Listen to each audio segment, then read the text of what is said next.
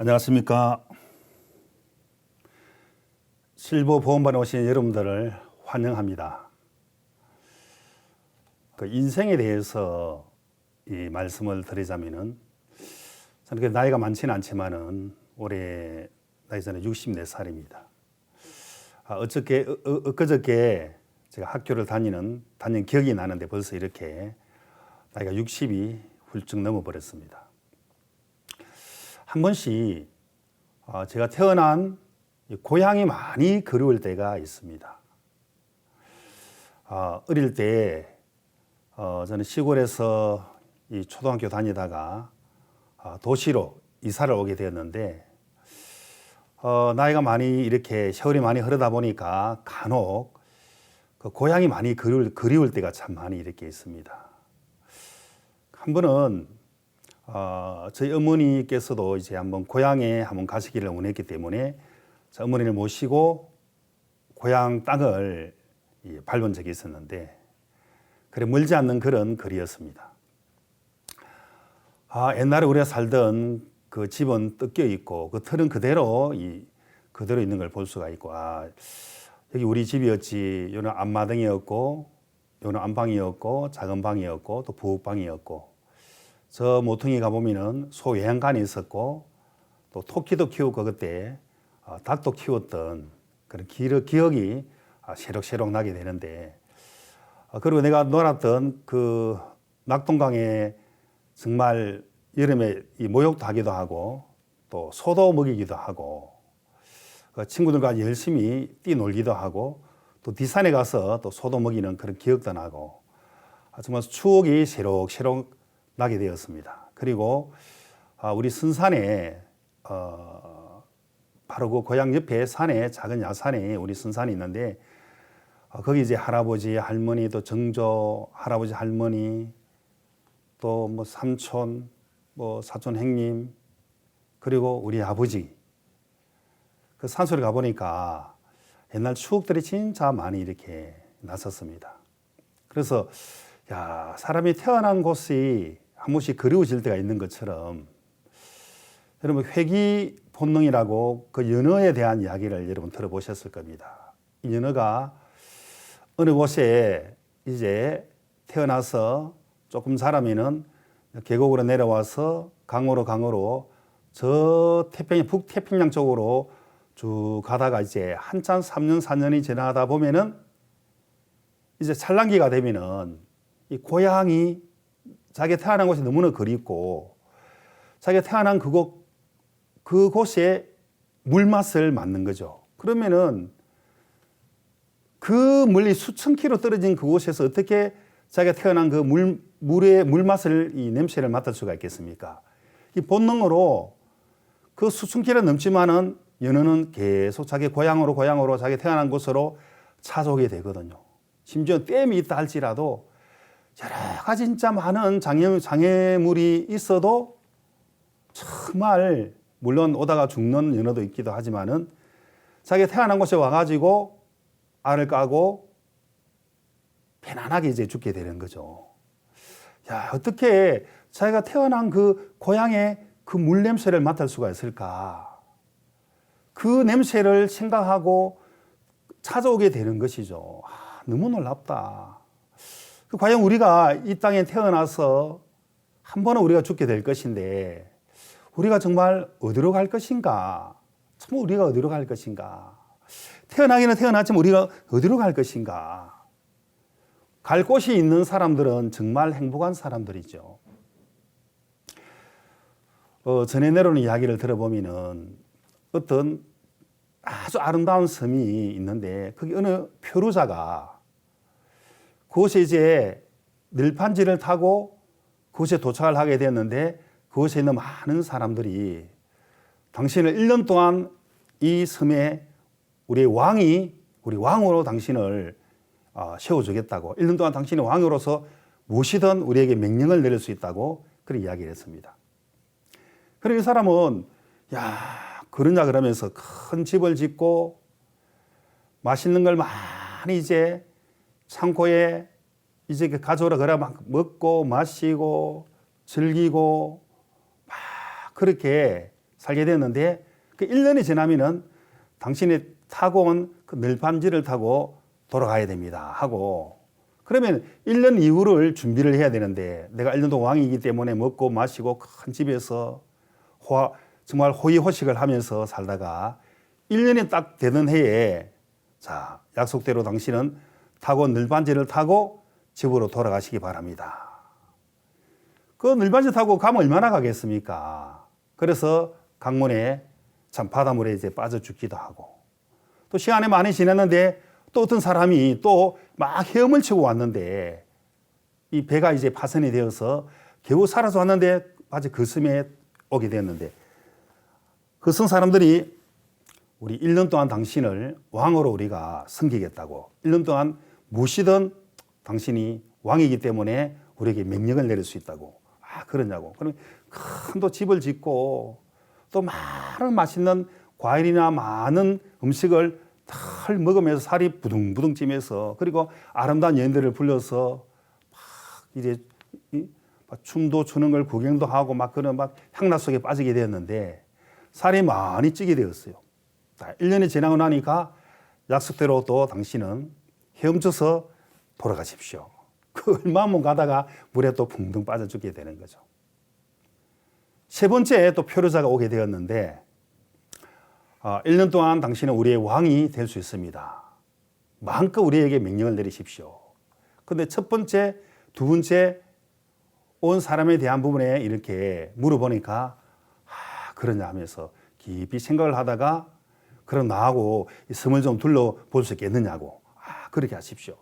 섬을 막 둘러보는데 높은 곳에서 멀리 보니까 물지 않은 곳에 무인도, 정말 무인도 작은 그런 섬이 있었는데 그러면 저곳에 멀지 않기 때문에 이제 밧줄을 이렇게 계속 연결해 가지고 저곳에서 땅도 개간하고 집도 짓고 그리고 농사도 짓게 하고 또 동물들 키우고 닭도 키우고 오리도 키우고 염소도 키우고 소도 키울 수 있도록 하라고. 그리고 왕의 명령이니까 그렇게 진짜 1년 동안 아름답게 그 무인도 섬을 정말 갖고 오니까 아름다운 섬이 되었어요. 집도 있고 먹을 것도 있고 또 씨앗도 있고 과일나무도 심어놓고 또 많은 짐승들도 있고 하니까 1년이 다 되고 난 이후에 또 당신이 약속대로 타고 온 이런 서치로프를 타고 돌아가십시오. 그런데 그 타고 멀지 않은 가까이 있는 그 무인도로 도착해서 아주 행복하게 살다가 한 몇 개월이 지나다 보니까 6개월, 7개월 지나면 진짜 큰 배가 지나가는 걸 보면서 그 구조 요청을 하게 되었죠. 그래서 그 사람은 그 큰 배를 타고 고향으로 갈 수가 있었다는 거죠.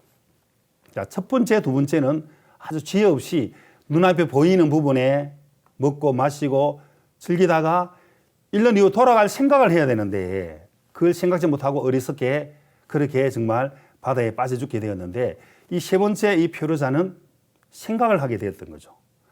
내가 1년 이후에 정말 내가 이 서치로프를 타고 얼마나 갈 것인가. 100m, 200m, 300m, 1km 이상 갈 수 있겠는가 하고 보니까 가까운 곳에 진짜 가까운 곳에 무인도가 있었기 때문에 거기다가 갈 수 있도록 모든 걸 다 준비하고 집을 짓고 또 땅을 개간하고 과일나무도 심고 또 씨앗도 뿌리고 짐승도 키우게 하네. 그게 아니라 편안하게 지내다가 마치 큰 배가 지나갈 때 그걸 타고 고향으로 가게 되었다는 거죠. 지혜로운 자는 이 땅에 우리가 태어났지만 우리가 어떻게 돌아가게 될 것인가. 우리는 이 육체는 한 줌의 흙으로 하나님이 우리를 만드셨고 그 육체 안에 영혼을 하나님이 불어 넣어 주셨어요. 그 우리의 본향은 하늘나라로 분명히 우리가 가야 되는 것입니다. 자, 우리가 히브리서 11장 16절을 한번 보겠습니다. 저희가 이제는 더 나은 본향을 사모하니 곧 하늘에 있는 것이라. 그러므로 하나님이 저희 하나님이라 일컬음을 받으심을 부끄러워 아니하시고 저희를 위하여 한 성을 예비하셨느니라. 더 나은 본향을 사모하고 하늘에 있는 것이라. 자, 우리는 하나님으로 말미암아 우리가 지음을 받았기 때문에 우리는 하늘나라로 분명히 가야 되는 것입니다. 자, 내가 어릴 때 태어난 곳이 막 그립고 내가 초등학교도 제가 가보기도 하고 옛날 그 모습 그대로였어요. 그 학교는 운동장 뛰놀던 그래도 운동회에 내가 릴레이 선수로 나가게 되었지. 고향이 많이 그리워서 한번 가보니까 막상 가보니까 그렇게 뭐 좋다기보다도 고향 땅을 한번 밟았다 하는 그런 마음이지. 여전히 내 마음구석에 허전한 마음은 채울 길이 없는 거죠. 그래서 우리가 나아갈 본향은 바로 하늘나라구나. 하늘나라에 우리가 갈 수 있는 본향이 있는 것이구나. 우리가 한 인생을 살면서 우리가 정말 내가 무엇이 잘못된 것인지 무엇이 옳은 것인지 모를 때가 많이 있습니다. 그래서 정확한 내 자신이 정말 잘못된 게 드러날 수 있는 그것은 하나님의 말씀 앞에 딱 비춰보면은 내가 누군지를 정확하게 말씀 속에 하나님은 껴줘주게 되는 것이거든요. 옛날에 중국이 완전 대국이잖아요. 큰 나라인데. 우리나라는 이 포항 제철에 있어서 그 제철소가 세계 최고잖아요. 강철을 어마어마하게 철판도 만들고 하는 그런 어마어마한 그런 제철소인데, 자, 중국이나 나라가 우리도 제철소를 만들면 안 되느냐 하고 쉽게 그때 생각을 했어요. 근데 모태통이라는 그 사람이 최고의 지도자죠. 우리가 그냥 인구가 많으니까 마을마다 이제 집집마다 뒤에 뭐 이렇게 만들어서 쇠를 녹여서 이 철강을 만들면 되지. 어쩜 쇠도 이 불에 녹이는 그 녹인 걸 가지고 형태를 만들어서 이렇게 철강을 만들면 되지. 우리가 원하는 그 쇠를 쓰면 되지. 농기계도 만들고. 다음 쇠가 없다 보니까 농기구도 막 집어넣고 이제 이 철강을 만들려고 했는데, 그리고 그 많은 쇠를 녹이려고 그러면은 산에 있는 나무들을 많은 나무들을 꺾어가지고 베어가지고 다 그래서 이 불쏘시개를 집어넣는데, 참 그 전문가에 사실 물어봐야 되는데, 뭐 이렇게 하면 되지 저렇게 하면 되지, 그 생각을 믿는 것이죠. 이렇게 하면 되는 것이야, 저렇게 하면 되는 것이야. 정확한 그 철에 대한 전문가의 어떤 이야기를 듣고 배우고 해야 되는데, 이렇게 하면 되지 대충 생각을 해가지고 많은 철을 만드는데 똥철이라 쓸 수 없는 그런 비철이라는 거죠. 여러분, 그래서 어마어마한 왜 막대한 손해가 있느냐면은 나무를 많이 베버리니까 비가 오니까 홍수가 나고, 나무를 많이 베버리니까, 그리고 집집마다 막 그 철강을 막 만든다고 농기계까지 다 집어넣어 버리니까 농사할 기계도 없고, 그것으로 끝난 것이 아니라 참새떼들이 막 곡식을 깔아 먹으니까 농가 밭에 저 참새떼들을 다 죽여버리라, 그런 이야기를 했어요. 그 참새떼를 다 죽이면 안 되거든.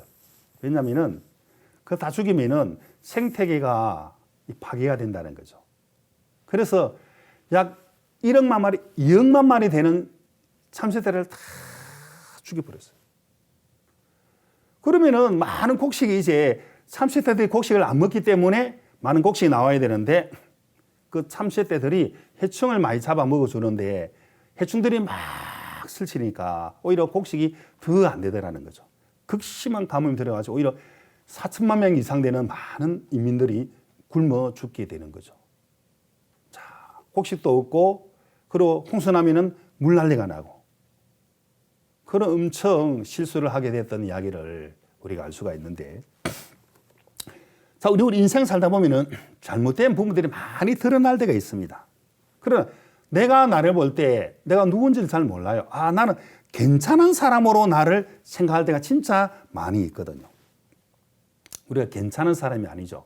하나님 앞에, 말씀 앞에 딱 서보면은 어떤 예를 들어서 음악을 하는 사람이나 아니면은 뮤지컬을 하는 사람이나 아니면 배우들을 보면은 그 무대 감독이 있어요. 무대 감독. 물론 또 작가도 있고, 그 무대 감독의 그 지시를 받고 연습을 하고 출연을 하게 되는데, 근데 그런 프로들은 무대에 설 때 실수를 용납할 수 없다 그러잖아요. 그만큼 충분히 숙지를 하고 연습을 하고 또 연습을 하게 되는 것처럼 음악 하나 하는 것도 가수가 이제 무대에 서가지고 가사를 잊어버리고 박자 틀리 버리면은 그 가수가 아니죠. 그런 실수는 용납할 수 없는 것이죠. 예, 자기가 맡은 그 노래에 대해서 연습하고 또 연습하고 또 연습하고 또 연습하고 완벽하게 자기 노래를 이렇게 부르게 되는 것처럼 막 대충 하는 것이 아니죠. 자, 우리가 말씀 앞에 우리 자신을 비춰보니까 잘못된 부분들이 너무너무 많더라는 것이죠. 이런 옳은 생각을 받아들이고 또 저런 선악의 기준을 받아들이고 이런 내 어떤 고집을 받아들이고 또 내 아는 지식을 받아들이고 이렇게 살면 되겠지. 아, 내가 어떤 목적을 향해서 내가 돈을 많이 벌면 행복하겠지. 내가 많이 배우면은 또 권세, 명예를 얻으면은 또 부귀영화를 얻으면은 행복하겠지. 라는 생각들을 하게 되는데 그러나 인생은 공술의 공수를 하는 거죠. 인생은 일장춘몽이라는 거죠. 화무 11홍이라는 거죠. 아무리 아름다운 붉은 것도 10일이 지나면은 시들어서 떨어지는 것처럼 인생은 봄에 한바탕 잠자고 나니까 인생이 다 지나간 것처럼 야, 내가 엊그저께 정말 학교를 다녔는데 벌써 내 나이 60이 넘었구나. 야, 정말 일장춘몽이네. 화무 11홍이구나. 봄에 정말 잠깐 잠을 잔 것 같은데 벌써 인생이 이렇게 많이 지나가게 되었다는 사실을 우리가 받아들일 수 있는 것처럼. 자, 우리가 태어날 때 어떻게 태어났습니까? 뭔가 손을 이 주먹을 쥐고 웅하고 뭔가 한번 잡으려고 외치지만은 죽을 때는 다 손을 놔고 이리 죽잖아요. 우리 성경을 보면은 전도서 5장 15절을 보면은 저가 모태에서 벌거벗고 나와선즉 그 나온 대로 돌아가고 수고하여 얻은 것을 아무것도 손에 가지고 가지 못하리니. 자, 벌거벗고 나와서 아무리 수고하고 얻은 것이 없고 갈 때는 빈손으로 가게 되더라는 거죠. 이게 바로 인생이라, 인생. 그러니까 아무것도 가져갈 수 없는 그런 인생인데 애를 쓰고 노력을 하고 결론은 해 아래 많은 수고를 했지만은 아무것도 가져가지 못하는 그게 바로 인생이라는 거죠. 오늘 본문 말씀 창세기 1장 1절을 보면은 태초에 하나님이 천지를 창조하시니라. 하나님이 정말 천지를 창조하셨다고 이렇게 말씀하고 있죠. 근데 하나님 앞에 모든 것이 다 드러나는, 인생이 다 드러나는 겁니다. 우리 마음속에 있는 죄악들이 다 드러나게 되는 것입니다.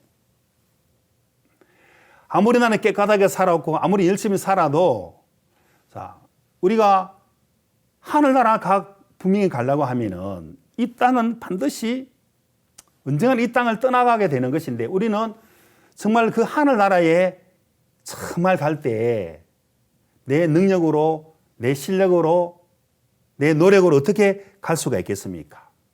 하나 우리 마음 중심을 정확하게 보는 겁니다. 우리 마음 중심으로 하나님이 우리 마음 중심으로 어떻게 보느냐면은 민수기 32장 23절을 보면은 자, 이런 말씀이 있습니다. 너희가 만일 그같이 아니하면 여호와께 범죄하면 너희 죄가 정녕 너희를 찾아낼 줄 알라. 너희 죄가 정녕 너희를 찾는다는 거죠. 야, 하나님 앞에 우리가 숨길 수 없는 우리 마음의 죄악들을 하나님이 다 찾아내시고 우리가 하나님을 뭐 숨길 수가 없습니다. 우리가 숨길 수가 뭐가 있습니까? 그런데 사단에게 속아가지고 내가 잘난 사람인 것처럼 내가 정말 뭐가 된 사람인 것처럼 내가 훌륭한 사람인 것처럼 우리 하나님 앞에 비춰볼 때 아무것도 아닌 인생이라는 것입니다. 그런데 정말 자기 자신을 높이고 자기 자신을 괜찮게 여기고 정말 한치 앞을 내다볼 수 없는 이 인생들이 마치 그 표류자가 첫 번째, 두 번째 표류자는 눈앞에 보이는 거 먹고 마시고 즐기면 끝난 줄 알았는데 1년이 지나니까 다 물에 빠져 죽는 것처럼 세 번째 그 표류자는 지혜로운 사람입니다. 갈 곳을 생각하는 지혜로운 사람이죠. 하나님 앞에 죄가 너희를 정말 찾아낸다고 그랬는데 하나님 앞에 우리 인간 자체가 아담의 후손이기 때문에 다 죄악의 종자로 우리가 다 태어나게 되었습니다. 우리 하나님 앞에 내가 이렇게 나 이런 사람이다. 나 이렇게 훌륭한 사람이다. 나 이렇게 정말 멋진 사람이다고 하나님 앞에는 그렇게 말을 할 수가 없는 거죠. 마음의 풍금이라는 그런 책이 있는데 아주 전에 내려오는 이야기인데 저 유럽 쪽에 어떤 마을에 그 예배당에 이제 결혼식을 보통 예배당에서도 많이 하게 되죠. 아주 젊은 남녀가 결혼식을 하게 되는데 얼마나 기쁘고 얼마나 행복한 그런 날이겠습니까? 그래서 많은 하객들도 있고 가족들도 있는데 근데 그 당시에는 풍금이 우리 어릴 때도 이 풍금을 이제 우리가 선생님 치면 같이 노래 부르게 했었는데 이 풍금은 마음의 풍금이라는 풍금이 있었습니다. 마음의 풍금. 그래서 신랑이 딱 등장하는데 근데 이 마음의 풍금 두 사람 마음이 흘러야 이게 마음의 풍금이 울리게 되는 것입니다. 자, 신랑 입장하니까 딴딴딴딴딴딴딴 이렇게 울려야 되는데 울리지 않더라는 거지. 그 다음에 이상하다. 왜 저 풍금이 울리지 않지? 울려야 되는데 나는 훌륭한 사람인데 나는 잘난 사람인데. 그 다음에 신부가 신부 입장을 하니까 딴딴딴딴 이게 울리지 않더라는 거지. 그러면서 이 신랑이 나는 괜찮은 사람인데 신부가 이제 잘못된 거 아니야? 왜 풍금이 울려야지. 그래 축복이 되지. 나는 정말 잘난 사람인데 저 신부가 정말 못난 사람이구나. 그 교만한 생각을 갖게 되었죠. 그 결혼식을 하고 난 이후에 바로 혼자서 멀리 여행을 떠나게 됐습니다. 자기 마음대로 이제 살게 되는 거죠. 1년, 2년, 10년, 20년, 30년, 40년, 50년 동안 계속 유럽 쪽으로 자기 마음대로 즐기면서 여행을 다니게 되었는데 근데 이 신부는 하나님을 믿는 사람으로서 물론 다 그런 건 아니겠죠. 하나님 믿어도 남편이 돌아오기를 기다리고 또 기다렸습니다. 하나님을 이제 하나님께 기도하면서 언젠가 남편이 마음을 돌이키고 돌아오게 될 것이다. 그리고 그때 다시 한번 이제 입장하면은 저 마음의 풍금이 그때는 울리게 될 것이다. 그 소망을 가지고 남편을 기다렸는데 어느새 세월이 50년이 다 흘러버렸어요. 50년 금방 지나거든요. 저도 초등학교는 다닐 때가 엊그저께 같은데 벌써 50년이 훌쩍 더 지내버렸죠. 50년이. 근데 죽을 날이 다가오니까 이 사람은 내 고향이 너무 그립다. 내가 고향에서 내가 뼈를 묻어야 되겠다. 내가 죽어도 고향에 가서 정말 내 뼈를 묻어야 되겠다. 우리 고향이 너무 그립다. 내가 태어난 곳. 내가 정말 정답게 같이 뛰어놀았던 우리 친구들 그 동네 너무 그립다. 그래서 50년 만에 고향으로 돌아오게 되었는데 너무 궁금한 게 많았습니다. 우리 부모님은 우리 형제들은 일가 친척들은 우리 친한 친구들은 가장 궁금한 것은 그때 내 아내는 내 아내가 너무 궁금하네. 딴 데 시집 갔을 거야. 행복하게 잘 살겠지? 잘 살 거야. 근데 내가 왜 그랬지? 왜 내가 그때 떠나버렸지? 너무 후회스럽다는 거죠. 그 이제 고향 산천에 뼈를 묻으러 왔는데, 그리고 그랬던 고향에 왔는데, 마침 친구 한 사람을 만났습니다. 자네 누구 아닌가? 부둥켜 안고, 이 사람아, 너무 반갑네, 반가워. 잘 지냈는가? 이 친구가, 이 무정한 사람아. 좀 진작 오지. 아니, 어제 오든지. 왜 그래? 이 사람아, 자네가 50년 전에 저 예배당에서 결혼식 올려난 이후에 자네가 떠나버렸잖아. 자네가 잘났다는 생각을 가지고. 자네 아내는 정말 계속 기도하며 자네가 돌이켜서 돌아오기를 기다리고 50년 동안 어제 바로 운명했다네. 깜짝 놀래버렸습니다. 무엇이라고? 나를 기다렸다고. 그 막 자기 아내 아직 그 장사 지내기 전이기 때문에 다 아내를 안고 막 엉엉 울면서 내가 정말 여보 내가 정말 잘못했다. 내가 어리석었다. 내가 정말 바보 같던 삶을 내가 살았다. 야, 정말 그때 나 때문에 저 풍금이 울리지 않았는데 너무너무 미안하다 하면서 회한의 눈물을 펑펑펑 쏟으면서 그 아내를 꼭 끌어안고 50년 전 그때를 상기시키면서 그 예배당이 그대로 있고 풍금도 그대로 있었어요. 그 아내를 안고 딱 들어가니까 그때 마음의 풍금이 딴딴딴딴딴딴딴 그 마음의 풍금이 막 울리더라는 거죠. 50년 전에 이렇게 울릴 수가 있었는데 이 교만한 내 때문에 정말 잘나지 못한 내가 정말 내가 내 모습 모르고 정말 살았다. 그래서 정말 아내를 양지 바른 곳에 묻어주고 계속 그렇게 살았다는 어떤 그런 이야기가 분명히 있습니다. 사람들은 자기의 모습을 정말 잘 모르고 살아요. 속고 있는 거죠. 인생은 정말 잠시 왔다가 사는 안개와 같은 거예요. 안개. 우리는 아무도 아닌 그런 인생이라는 거죠. 그런데 자기를 신뢰하는 순간, 자기를 믿는 순간 감사하는 마음보다도 불평, 불만, 불신 그런 것을 마음이 가득 찬 거죠. 그러니까 막 안 받을 스트레스도 막 받게 되는데 우리가 하나님을 생각하고 얼마나 감사할 조건이 얼마나 많습니까? 여러분 가와카미 기이치라는 그런 사람이 있었는데 일본 사람인데 이 사람은 매사에 불평, 불망 뭐 나라가 나에게 해준 게 뭐가 있냐? 내가 이렇게 충성했는데 왜 이런 고통과 이런 절망밖에 없어?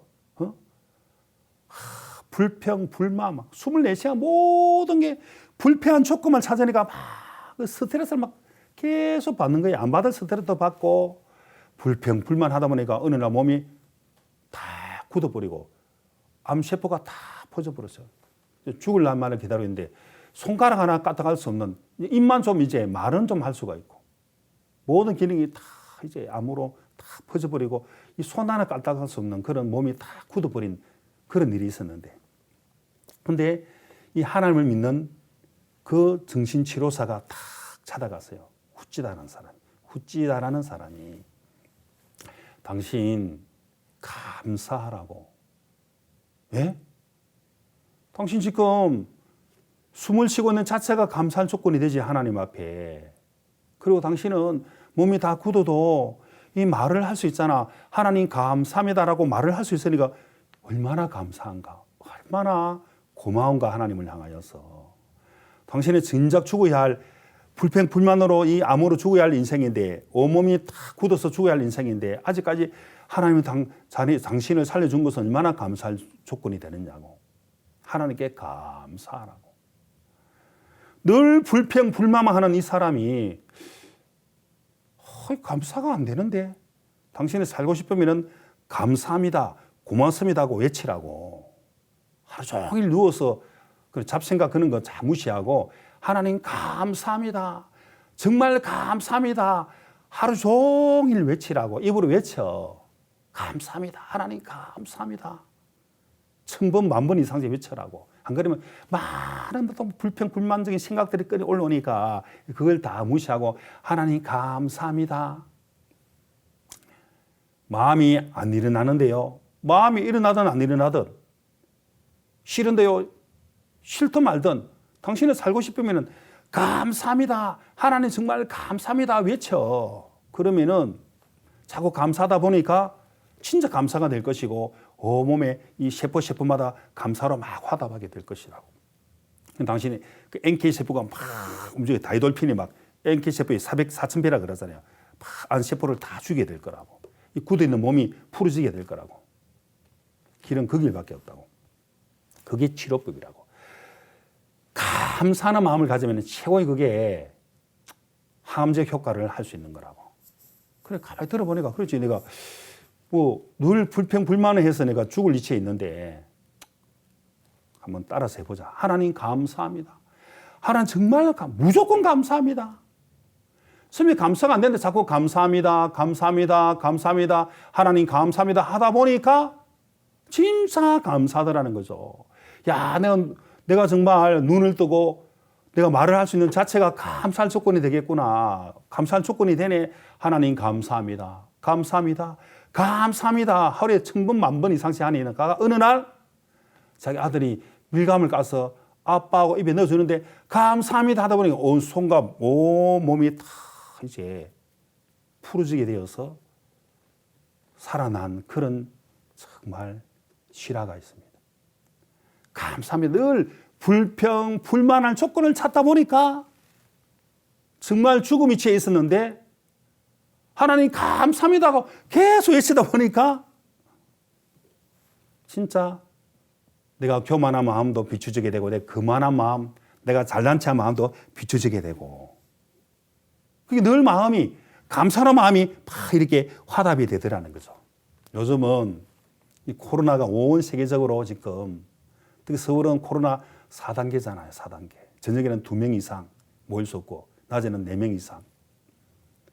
야, 이 코로나가 계속 새로운 바이러스균이 계속 더 심한 것이 나오고 있잖아요. 언제 누가 코로나에 걸릴지도 모르고 언제 또 누가 또 암에 걸릴지도 모르고 언제 또 죽을지도 모르는 그런 위치에 있었는데 하나님은 우리가 정말 하나님을 믿지 않고 사는 자체가 얼마나 정말 불행하고 얼마나 불안한 삶을 사는 것입니까? 야, 우리가 예수 그리스도를 믿는다는 거, 하나님이 나를 지켜준다는 게 얼마나 복된 것입니까? 죄가 너희를 찾는다고 아까 말씀했는데 죄가 뭔지 아십니까? 화를 살 때 정확한 그 표적에서 벗어난 걸 보고 죄라는 거죠. 표적에서 벗어났다. 정확한 표적에서 벗어나 버렸다.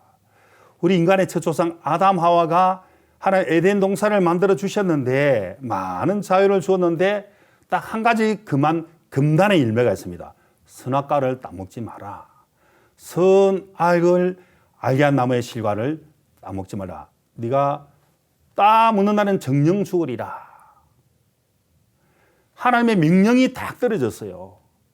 그 말씀을 딱 마음으로 딱 믿고 있어야 되는데 그 뱀 속에 든 마귀의 그 사단의 말을 받아들여 버렸다는 거죠. 그 유혹을 받아들인 거죠. 그 말씀에서 벗어난 걸 보고 죄라는 거죠. 죄. 자, 활을 쏠 때 화살 쪽에 정확한 표적에 맞으면 빗나가 버리면은 그때 옆에 서 있는 기뻐 들은 사람이 신! 하고 이래 드는 거죠. 신! 표적에서 벗어나 버렸다. 그 죄, 신은 영어로 죄라는 거죠. 죄. 죄라는 것은 하나님 말씀에서 벗어난 걸 보고 죄라고 성에서 말씀하고 있는 것입니다. 자, 우리 인생들이 이 죄악 속에 있는 우리 인생들이 언제 우리 마음에 만족이 오고 언제 마음에 평안에 찾아옵니까? 인생 자체가 수고와 슬픔과 절망인데 해 아래서 사는 모든 게 정말 만물의 피곤함을 사람의 말로 다 할 수 없다 그랬거든. 먹어도 입어도 우리 마음은 만족을 누릴 수 없는 것은 우리가 하나님으로 말미암아 우리가 이렇게 정말 왔기 때문에 우리 영혼은 하나님이 주신 그런 생기를 우리 마음에 불어넣어 줬기 때문에 그래 하나님의 말씀을 들음으로 하나님의 은혜를 입음으로 말미암아 우리 마음의 만족을 누릴 수가 있는데 어떻게 우리 마음의 만족을 어떻게 누릴 수가 있겠습니까? 바로 예수 그리스도를 만나면 예수님 십자가의 보혈을 믿는 믿음이 우리 마음에 임하게 되면은 이 세상에 주지 못한 하나님의 평안, 예수님의 평강을 우리 마음에 딱 하나님은 주시는 거죠. 많은 사람들이 어떻게 하면 우리 마음에 만족이 있을까? 어떻게 이렇게 하면 마음에 행복이 있을까라고 애를 쓰지만은 그러나 우리의 만족은 하나님으로 말미암아 만족을 우리가 누리게 됩니다. 우리가 예수 그리스도를 우리가 영접했을 때 우리 마음의 죄와 허물을 예수님의 피로 다 씻어준 사실을 우리 마음에 믿었을 때 그 구원의 은혜의 믿음이 우리 마음에 들어왔을 때 우리 마음에 평안이 있고 우리 마음에 평강이 넘쳐 흐르는 것이죠. 우리 외할머니가 거의 뭐 100세 가까이, 100세까지 안 됐는데 오래오래 장수하시다가 돌아가셨는데 제가 어릴 때 방학이 되면은 외갓집에서 좀 거의 뭐 한 달 이상씩 이렇게 지나고 있었는데 근데 어릴 때 지금도 기억이 생생하게 나는 것은 우리 외삼촌 큰애 삼촌이죠. 오래전 이야기입니다. 오래전 이야기인데 50년도 훨씬 넘은 그런 기억이 나는데 제가 제 기억으로서는 그 당시에 그 시골 마을에서 저희 외갓집은 좀 부자였어요. 뭐 거의 대부분이 초가집인데 저희 외갓집은 기와집이고 아주 집이 큰 집이었고 마당도 넓고 농사도 많이 짓는 그런 그 시골 동네에서 부잣집이었습니다. 근데 큰애 삼촌이 그 당시에 그 읍에 뭐 고등학교 졸업한 사람이 몇 명 안 되는데 그 시골에서 그 읍에 가서 고등학교까지 졸업했어요. 그리고 오로지 큰 아들에게 많은 기대와 소망이 가득 찬 거죠. 우리 할아버지 할머니 마음에. 근데 이제 결혼도 빨리 이제 장가를 보내려 했는데 이제 군대를 갔다 오면 이제 장가 보내려고 군대를 보냈는데 아주 최전방 저 강원도 땅에 아주 최전방에 이렇게 배치가 되었습니다. 그래서 아주 최전방에 이제 배치되었는데 이 부모님 마음에 후방에 좀 이렇게 좀 빼줬으면 좋겠다 그런 마음이 있지만은 뭐 어떻게 최전방에 간 자기 아들을 후방으로 이제 이렇게 빼낼 수가 없는 거잖아요. 어느 날 그 한 번 이제 휴가 나왔는데 그 외삼촌이 뭐라 하느냐면은 나를 그 너무 이제 춥고 너무 전방이고 배도 고프고 하니까 막 기압도 많고 구타도 심하고 그 당시에 나를 후방으로 좀 이렇게 좀 빼낼 좀 이렇게 좀 해줄 수 없느냐고 막 그 시골 그 나이 많은 그 노부부께서 무슨 힘이 있겠습니까? 남들은 다 하는 군대 생활 괜찮아. 뭐 3년만 하면 돼. 그 당시에는 3년이라는 기간을 36개월 해야 제대를 하는 그런 군복무 시절이었는데 그 늘 겨울에 보면 우리 할머니는 그 외할머니는 양말을 안 신더라고요. 왜 양말을 안 신으면 물어보니까 아이고 우리 아들이 저 추운 군대에서 고생한 내가 어떻게 양말을 신느냐고 막 그 정도 아들을 지극히 아들을 아끼고 아들만 제대하고 돌아오면 바로 장가를 보내려고 모든 걸 준비를 하고 있었습니다. 그리고 그 큰 아들에게 기대가 가는 너무 큰 아들을 사랑한 거죠. 뭐 다른 자식들이 있지만 오로지 그 큰 아들에게 많은 마음을 쏟는 걸 좀 보겠더라고. 그 어느 그 이제 제대 말년에 제대를 얼마 남지 않은 그때 트럭에 군인들을 타고 산에 가서 나무를 하러 갔었는데 근데 밖에 나오다 보니까 군인들이 막 소주를 사가 술을 마셔버렸는데 운전하는 운전병도 마시면 운전병 술을 마시니까 술이 취해버렸어요. 그 가운데 그 꼴짝이 막 산에 올라가다가 차가 굴려서 저는 사망을 해버렸어요. 트럭에 탄 군인들, 앞에 탄 몇몇 군인들 다 저는 죽게 되었는데 그 소식을 가지고 큰 병이 찾아왔는데 그게 안 믿어지는 거죠. 계속 우리 할아버지는 멍하니 앉아 계시고 거의 넋이 나가버렸어요. 저 할머니는 하루 종일 아들 이름을 부르면서 막 일주일, 한 달이고 물 한 모금 안 마시고 계속 기진맥진하면서 아들의 이름을 부르는 거죠. 완전 막 넋이 나가버렸어요. 그 이후에 우리 할아버지는 너무 마음이 상심이 되어서 화병에 돌아가시게 됐고 그런 저런 많은 시간이 지나면서 늘 보면은 그 당시에 이제 큰 이 소주, 큰 대성 소주라 큰 병이 있는데 거기다 큰 컵에다가 이제 그 독한 소주를 마시고 이렇게 살아가게 되었어요. 근데 이제 할머니도 죽고 싶은데 그 둘째 아들이 삼촌이 이제 말을 못하는 그런 우리 삼촌이었는데 참 인물도 좋고 어릴 때 참 똑똑했다는 어느 5살 때에 좀 아팠는데 그때부터 귀가 안 들리고 말을 못하게 됐다는 거죠. 그러니까 늘 그 삼촌도 그 당시에 막 처음으로 TV를 사주었어요. 그 우리 할머니가. 근데 그걸 TV 보면서 저 코 큰 나라 미국 가가지고 이 재산 다 팔아서라 나를 고쳐달라는 거지. 이 말 좀 하게 되는데 뭐 어떻게 합니까? 힘이 없죠. 그런데다가 막 그 어쩌저쩌 장가도 보냈고 했어요. 그리고 애도 하나 두명 3명도 낳게 되었는데. 근데 술을 먹고 자기 말 못하는 부분에 막 한탄을 하면서 인생을 막 거의 자포자기 하듯이 이렇게 늘 술만 이렇게 먹고 별 일도 하지 않고 하다가 한 번씩 뭐 그 아내도 막 때리기도 하고 막 밥상도 뒤집어 엎기도 하고 그러니까 견디다가 못 견뎌서 그 애숙모는 자기 살 길로 떠나버렸죠. 애를 놔둬버리고. 그러니까 이제 이 애삼촌은 더 마음이 실망이 돼가지고 계속 술만 먹다가 어느 날 죽어버렸죠. 술병으로. 또 충격이 오잖아요. 자, 남편도 디산에 묻고 큰아들은 마음에 묻었는데 또 둘째 아들까지 저리 죽어버렸으니까. 근데 할머니도 막 같이 죽고 싶은데 이 핏덩이 3명을 키우는데 무지무지하게 고생을 많이 하셨어요. 죽지 못해서 하는 거죠. 죽지 못해. 늘 마음에 한을 품고 있죠.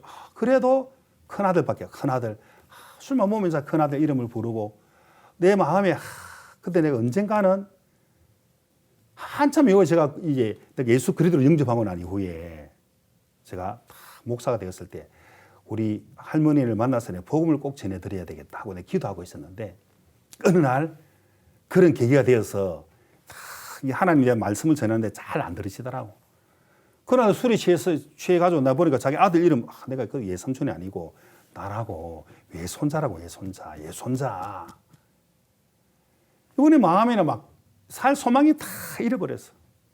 겨우 이제 자기 그 손자 2명, 손녀 1명 다 키워서 시집 보내고 장가 보내고 이제 본인이 이제 죽을 날을 이제 준비를 하고 있는 것 같더라고. 돌아가실 날을. 그때 딱 만나서 이 귀한 이 인생에 대해서 쭉 제가 말씀 전하면서 예수님이 이렇게 십자가에서 할머니의 모든 죄를 이렇게 흰눈처럼 깨끗하게 씻어 놓으셨다고. 예수님의 사랑이, 예수님 피가 얼마나 놀라운 사랑이냐고 하고 그 복음을 전했는데 할머니가 받아들이셨어요. 그 수양에도 가서 또 말씀 듣고 정말 수양에 맛있는 그 음식도 드시고 너무 밥맛이 좋다 그러면서 그때 우리 할머니 마음을 보니까 늘 근심 걱정, 늘 죽지 못한 사는 그런 인생이었는데 하나님의 사랑이 예수님의 그 십자가의 사랑에 딱 마음에 딱 임해버리니까 마음이 다 이제 밝아지고 얼굴이 확 이렇게 밝아지는 걸 보겠더라고요. 야, 우리 할머니 마음에 무스러운 마음의 평안을 이렇게 넣어줄 수가 있을까? 세상의 어떤 방법이 아니고 바로 하나님의 놀라운 구원의 사랑이 예수님의 놀라운 구원의 은혜가 십자가 피로 모두 죄를 씻어놓은 사실이 그 마음에 믿어졌을 때에 그만의 놀라운 사랑이 마음의 평안이 임하는 것을 볼 수가 있었고 그 전에 마음이 군박해서 늘 마음의 고통, 절망, 한이 마음에 미쳐버렸다는 거죠. 자, 하나님 모든 인생들에게 죄를 분명히 찾아내겠다는 거죠. 그래서 우리 인생 자체가 뭡니까? 우리가 태어날 때 바로 우리는 하나님의 생명에서 끊어져 있는 그런 사람이었습니다. 우리 조상 아담 하와가 선악과를 따 먹어버림으로 마귀의 음성을 받아들임으로 말미암아 우리는 하나님의 자녀가 아니었다는 거죠. 그래서 우리는 정말 하나님 사랑과 아무 상관없이 사는 그런 인생이었는데 그래서 표적에서 벗어나 버렸다. 하나님 말씀에서 벗어나고 우리는 말씀도 없는 그런 정말 이방인이었다. 죄인이었다. 죄악의 종자였다는 거죠. 그래서 하나님이 우리에게 찾아오신 거죠. 예수님 우리에게 이렇게 찾아오셨다는 거죠. 그래서 그 창조주 예수 그리스도를 우리가 영접한다면 너무 놀라운 우리 마음에 변화가 있는 것입니다. 여러분, 새는 이 중력에서 벗어나서 막 이렇게 날아가는 것처럼 정말 우리 육신의 생각 속에 꽉 있는 우리의 마음은 우리가 어떻게 벗어날 수가 있겠어요? 이 죄악에서 우리가 벗어날 길이 정말 없는 것입니다. 그 예수 그리스도의 사랑을 마음에 받아들인 사람은 이제 주는 자가 복되다는 것처럼 하나님의 사랑을 이렇게 정말 나눠줄 수 있는 하나님의 사랑을 예수님의 그 십자가 보혈을 정말 증거할 수 있는 그런 놀라운 하나님의 은혜를 우리가 분명히 있게 되는 것이거든요. 자, 우리가 하나님의 은혜가 어떻게 임하게 됩니까? 바로 이 오늘 성경 말씀을 통해서 놀라운 하나님의 축복이 우리 마음이 분명히 임하게 되는 것을 분명하게 볼 수 있거든요. 그런데 사람들은 나는 내 능력을 믿어. 나는 돈을 많이 벌어야 되겠다. 나는 명예를 얻어야 되겠다. 나는 이렇게 해야 되겠다 하는 그런 강한 의지가 있어요. 저는 86년도에 예수 그리스도를 영접했습니다. 그때 구원을 받게 되었는데, 그런데 직장에 제가 열심히 다니고 있을 때였는데 내 직장 그 후배 중에 한 명에게 이 귀한 하나님의 사랑에 대해서 이 귀한 복음을 제가 전해주려고 그랬는데 그렇게 받아들이지 않더라고요. 형님, 나는 내 능력을 믿습니다. 나는 내 주관이 있는 사람입니다. 나는 돈을 많이 벌고 싶습니다. 나는 열심히 일을 해서 나는 많은 돈을 벌어가지고 나는 행복하게 살 겁니다. 그래, 많은 돈을 버는 것도 좋다. 그러나 이 돈이 너에게 행복이 아니야. 여러분, 이 돈은 일만 악의 뿌리라고 말씀하고 있거든요. 오늘 돈 자체가 나쁘다는 게 아니고 돈의 종이 되어서는 안 된다는 거죠. 돈에 정말 노예가 돼서는 안 된다는 거죠. 근데 그 친구는 나는 돈을 많이 벌게 될 겁니다. 이 돈이 있으면 행복하게 될 겁니다. 모든 게 행복해질 겁니다. 야, 너 돈을 벌지만 그 돈이 너에게 행복을 주는 게 아니다. 네 영혼은 죄가 있잖아. 네 마음에 그 죄를 씻어야 돼. 이 죄는 예수님 피로 말미암아 죄를 씻는 것이야 하고 이 복음을 그렇게 내가 여러 번 전해주기를 원했는데 아예 교회 가는 걸 아예 원치도 않고 계속 거절하고 또 거절하게 되었어요. 하도 이야기하니까 그럼 선배님 제가 아파트 종가 하나 사면은 제가 그때 구원을 받겠습니다. 예수님을 제가 영접하겠습니다 하고 약속을 했어요. 그 열심히 일을 하면서 최고 빠르게 우리 중에 그 친구가 아파트를 그때 샀습니다. 깜짝 놀랐죠. 야, 너 능력 대단하다. 어떻게 아파트를 구입했어? 자, 그러면은 자, 교회를 가든지 아니면 이 귀한 복음을 듣고 구원을 받아라. 또 예수님 이야기 너무너무 싫어하는 거죠. 그 예수 이야기 좀 하지 말라고. 그 마음이 약한 사람들이 교회 가지. 내가 지금 마음이 강한 사람들은 교회 갈 필요 없어요. 뭐 하나 믿을 필요 뭐 있습니까? 내 능력을 믿지. 내가 지금 행복합니다. 난 내 계획대로 지금 척척 잘 되고 있으니까 제발 그 예수 믿으라 하지 마십시오. 야, 아파트가 행복이 아니야. 물론 좋겠지만은 그 아파트가 네 마음에 만족이 되겠어? 네 영혼에 하나님의 은혜를 입어야 되지 않겠나? 네 마음에 예수님의 평강이 마음에 임해야지. 네가 하나님을 만나야 참된 축복이 임하게 돼. 그런 소리 하지 마십시오. 계속 내가 이야기하니까 그러면 내가 승용차 한 대 사면은 그때 그 차를 타고 교회 가서 구원을 받겠습니다. 또 약속을 했어요. 또 얼마 이후에 그 당시에 또 차를 샀어요. 근데 제가 또 이야기하니까 하고 또 그 이야기냐. 제발 내보고 난 내 능력을 믿는다니까.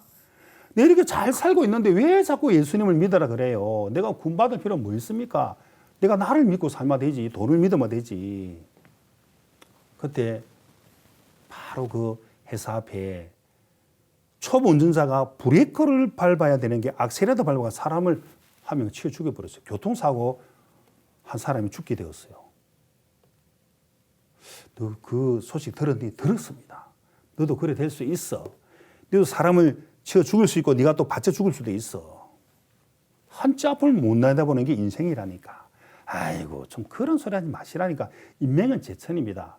나는 100살 이상 살 수 있다니까요. 난 내 능력을 믿습니다. 아니, 네 자신을 그렇게 믿지 마. 너는 하나님을 믿어야 돼. 너는 한치 앞을 못 내다봐. 아니 괜찮다니까요 하는데 어느 날 5톤 털어가고 이제 탁 박치게 해가지고 거의 뭐 식물인간이 돼서 죽게 되어버렸어요. 깜짝 놀랐어요. 우리 성경 말씀 보겠습니다. 전도서 9장 11절 12절을 내가 돌이켜 해 아래서 보니 빠른 경주사라고 선착하는 것이 아니며 유력자라고 전쟁에 승리하는 것이 아니며 지혜 잘하고 식물을 얻는 것이 아니며 명철 잘하고 재물을 얻는 것이 아니며 기능 잘하고 은총을 얻는 것이 아니니 이는 시기가 우연히 이 모든 자기에 임함이라. 대저 사람은 자기의 시기를 알지 못하나니 물고기가 재앙의 그물에 걸리고 새가 올무에 걸린 같이 인생도 재앙의 날이 홀연히 임하면 거기 걸리느니라. 자, 물고기가 그 입값을 물면은 매운탕이 될 걸 알고 사시미 회가 될 줄 안다면은 그 입값을 물겠습니까? 인생도 마찬가지입니다. 재앙의 날이 홀연히 임하면 거기 걸리느니라. 한치 앞을 내다볼 수 없는 것이 인생이라니까. 나는 너무 안타까웠습니다. 야, 저렇게 애를 쓰고 노력을 하고 선배님, 난 돈이 좋습니다. 돈이 나에게 행복을 줍니다. 난 내 능력을 믿습니다. 정신 약한 사람들이 교회 가서 말씀 듣고 있지. 나는 예수 안 믿어도 됩니다. 난 나를 믿습니다. 나는 100살까지 살 수 있습니다. 인명은 제천입니다. 죽을 사람 죽지 나는 그렇게 빨리 죽지 않습니다. 큰 소리에 뻥뻥 치던 그 친구가 토르가 오는 걸 왜 토르 운전사도 그렇고 그렇게 탁 받쳐서 죽느냐 이 말입니다. 그렇게 좋아했던 아파트 제대로 기숙사 생활했기 때문에 아파트 들어가 보지도 못하고 그 좋은 승용차 늘 그 기숙사에 대나고 가까우니까 걸어다니고 그리고 이쁜 아가씨가 약혼에 있어요. 약혼. 그 약혼하면은 군 받겠다 했는데 또 약속을 어겨버렸어요. 그 이후에 그래서 교통사고를 당했는데 그 이쁜 아가씨가 결혼도 하지 못하고 자기 그렇게 모았던 돈도 그 좋아하는 돈도 한번 써보지도 못하고 그 친구는 돈이 많은 자라 들어오면 나올 줄을 몰라요. 돈이 아까워가지고 모으기만 모으고 쓸 줄을 몰라. 한번 제대로 써보지도 못하고 인생도 재앙의 날이 홀연히 임하면 거기 걸리느니라. 인생 아무것도 아닙니다. 공술의 공수을 하는 거죠. 화무 11홍 아무리 아름다운 붉은 꽃도 10일이 지나면 시들어서 떨어지는 것처럼 일장춘몽이요. 봄의 한바탕 같은 봄날에 잠깐 잠을 자고 나니까 벌써 인생이 다 지나간 것처럼 우리 인생 아무것도 아닙니다. 제가 한 번씩 고향에 찾아가고 싶듯이 내가 태어난 곳, 내가 살던 살던 집, 내가 다니던 그 학교, 우리 고향 선산, 우리 조상들이 묻어있는 그 산소 또 가보고 싶지만은 그 본향에 대한 그름이 있듯이 우리 영혼의 본향은 그 하늘나라로 가야 됩니다. 왔던 곳으로. 그러나 그것은 이 죄를 가져오는 절대로 갈 수가 없습니다. 인생이 후배처럼 큰 소리에 뻥뻥 쳐도 그 마음에 죄를 씻지 못한다면은 가고 싶어도 갈 수 없는 것이 바로 하늘나라라는 것입니다. 한 번 죽는 것은 사람에게 정하신 것이요. 그 후에는 심판에 있으리라 하는 것처럼 정말 일본의 유명한 경제학자가 사망이 15분 앞에 있다고 이야기하는 그것도 틀린 말입니다. 성경 시편에 보면은 사망이 한 걸음 앞에 있다. 우리 1초 후의 일도 우리는 모르는 인생이라는 거죠. 후배처럼 나는 100살까지 살 수 있습니다. 난 돈이 너무 좋습니다. 난 내 능력을 믿습니다. 그렇게 될 줄 누가 알았겠습니까? 한치 앞을 내다볼 수 없는 그게 바로 인생이라는 거죠. 그런데 교통사고 당한 그 사람 여보 애들아 잘 있어. 왜요? 나 오늘 회사 지나가다가 누가 그 초보 운전자가 브레이크를 밟는 게 아니고 악셀을 밟아가 내가 딱 죽을 거거든 하고 그래 출근한 사람이 누가 있습니까? 인생도 재앙의 날이 홀연히 임하면 거기 걸리는 것처럼 우리가 어떻게 나를 믿을 수가 있겠습니까? 한치 앞을 내다볼 수 있는 인생인데 그래서 하나님 이 빛 대신 예수 그리스도가 우리 인생이 나가 어둠이라면은 빛은 예수님이죠. 빛이 딱 비치면 어둠이 탁 물러가듯이. 그래서 정말 하나님이 우리의 주인이 되시고 우리의 소망이 되시고 우리의 주가 되시고 그래서 주님은 예수님은 우리를 너무너무 사랑하는 주님이죠. 그 예수님은 빛이신 빛. 빛은 이 이 인생의 어둠이라, 나란 사는 어둠이라, 어둠을 빛이 탁, 어둠을 물리칠 수 있는 것처럼 주님의 그 십자가의 놀라운 사랑, 십자가 인간의 모든 죄를 짊어지고 십자가 피를, 그 피가 모든 죄를 다 씻어놓은 그 사실을 우리가 듣고 믿었을 때 그 구원의 은혜가 우리 마음에 빛이 되는 거죠. 그리고 내 마음의 죄악이 다 씻어지고 하나님의 은혜와 하나님의 놀라운 사랑이, 예수님의 그 평강이 우리 마음을 그렇게 주정하게 될 거다 이 말입니다. 그래서 빛 대신 그 예수 그리스도가 어떤 어둠이라도 탁 비치면 어둠이 딱 물러가게 되듯이 그 예수님의 놀라운 십자가의 구원의 사랑을 우리가 받아들이는 순간 내 마음의 어둠이 탁 사라지게 될 것입니다. 예, 또 다음 시간에 또 뵙겠습니다. 안녕히 계십시오.